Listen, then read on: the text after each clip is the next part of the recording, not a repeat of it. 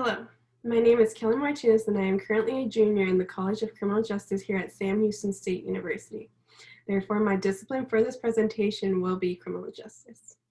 This research will consist of literature analysis that represents the relationship between social disorganization and juvenile delinquency. I began this research in January of 2021 with Dr. Andia Azimi. Dr. Azimi specializes her research on children/adolescents within the criminal justice system. That being said, she was able to assist me through the process and fundamentals of researching juvenile delinquency. The topic of juvenile delinquency intrigued me because I grew up in a neighborhood that had many wonderful people. However, over the period of time, the quality of the neighborhood deteriorated and the children I grew up playing with grew towards delinquency and later on became offenders. Rather than joining their path of crime, I wanted to know what led a lot of them into correctional facilities. This research will examine scientific studies and literatures that explore the exposure of social disorganization towards children and how family values that are taught to children at home affect the neighborhood's children, and how some values increase disorganization. Family values has a lot of contributions, such as ethnicity, level of education parents accomplished, and parenting behaviors. On a sociological understanding, it has been known that children grow up to become similar to their parents. Children adapt mannerisms by watching those around them and then mimicking those behaviors. When it comes to neighborhoods with low efficacy, it can cause a rippling effect where it continues for generations, and in some cases it worsens or takes several generations to break the customs. With social disorganization, it is understood that the efficacy levels decrease as income levels decrease. Social disorganization is the center stone to what causes neighborhoods to become corrupt, which then feeds into the children within the community and leads into juvenile delinquency. Juvenile delinquency is described by the Bureau of Justice Statistics as a violation of federal law committed by a person prior to the age of 18. Juvenile delinquency typically consists of lower-level crimes such as vandalism, petty theft, drug abuse, and sometimes gang activities. On less likely occasions does it consist of murder, rape, or domestic abuse. However, the combination of juvenile delinquency and social disorganization can increase the probability of a juvenile delinquent into becoming an offender. The following are based off of published theories that correspond to the study of social disorganization and juvenile delinquency. Social disorganization is a macro-level theory that is a concept that branches off into multiple theories. Previous research suggests that crime is a result of lack of order, the order being appropriate conduct, morals, or even communication. It is easiest to understand social disorganization as a sinking ship, meaning that everyone is trying to do what they believe is best for themselves rather than following the instructions that was placed by a captain. That would be an example of lack of appropriate conduct, where the captain is society telling you what is acceptable and the passengers not following the instructions is the community trying to do something that is not correct. Then morals come into question. In the metaphor of the sinking ship, people are going to want to save themselves before helping those in distress. With a crime of petty theft and burglaries come into play and reduces the quality of the community. Then you throw in the factor of lack of communication. When there's a sinking ship, the communication is corrupt. The captain is trying to convey one instruction, but the guests are creating their own rules, individually rather than working together. Therefore, when a community does not work together, then it also leads into a non-functioning community, which then all leads to a lack of collective efficacy within a neighborhood. Nonetheless, a lot of it consists of low-income households and low levels of education within the neighborhood. These low levels of income and education stem from the location they are residing in. Typically, urban areas are who suffer the most of social disorganization because their education levels are lower and the area is more expensive. Collective efficacy is the ability of a community being able to work together to accomplish a goal. A community who does not have a proper understanding of how to communicate what their morals are, or what appropriate behavior consists of is what plays into a fallen community. The neighborhood needs to be able to comprehend their guidelines if they want to be able to produce proper collective efficacy. The Code of the Street by Elijah Anderson comes into research when proper collective efficacy is not performed. The Code of the Street is a code of conduct that influences certain mannerisms within a community.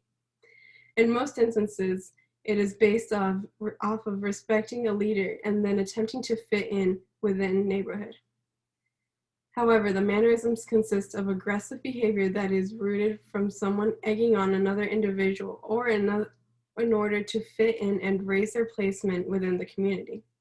These violent and aggressive mannerisms later stem off into gang activities, drug abuse, vandalism, and much more, all in an effort to fit in and follow the pact with what has been displayed in their community as a norm. Those theories allowed me to comprehend my first research question for this project, which was, how do different family values affect a child and later cause a social disorganization? Every parent raises their child differently, but a major factor that affected the family values was the level of education the parents of the juveniles obtained.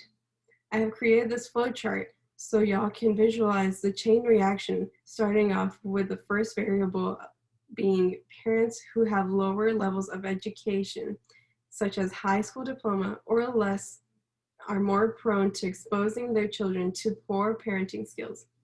This could mean that the children do not always have their necessities, or they are neglected, or the parents may not be home as often in effort to work more jobs to pay off the bills, since they do not obtain a higher level of education. Lower levels of education are statistically a representation of urban communities. Urban communities provide a lower quality education, therefore increasing the amount of high school dropouts or not continuing to a college level education, which then branches off the children into two possible categories. The first one being that the child becomes antisocial. This antisocial behavior does not allow them to make good connections with their peers, which causes them to grow angry towards their peers.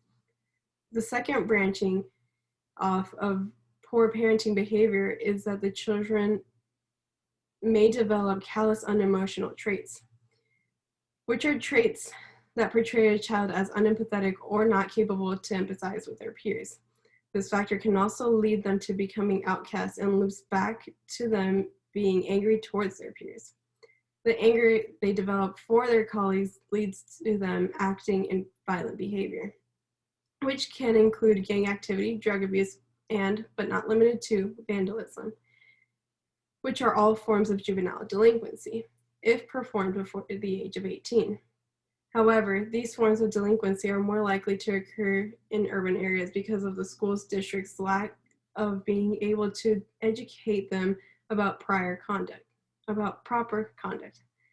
Teachers and faculty in urban areas can be of lower quality, which later translates to students dropping out or not continuing a higher degree, and yet again putting them at a disadvantage compared to those of wealthier areas who can obtain a good and functioning education system.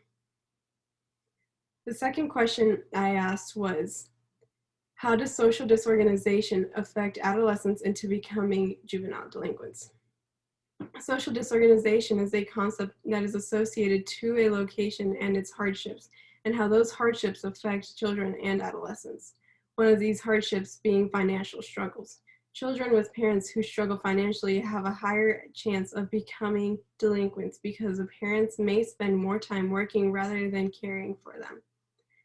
These unsupervised children are less likely to become functioning members of society because they do not have someone guiding them to become self-controlled individuals. These financial struggles can also lead into stressful situations that cause erosive behaviors.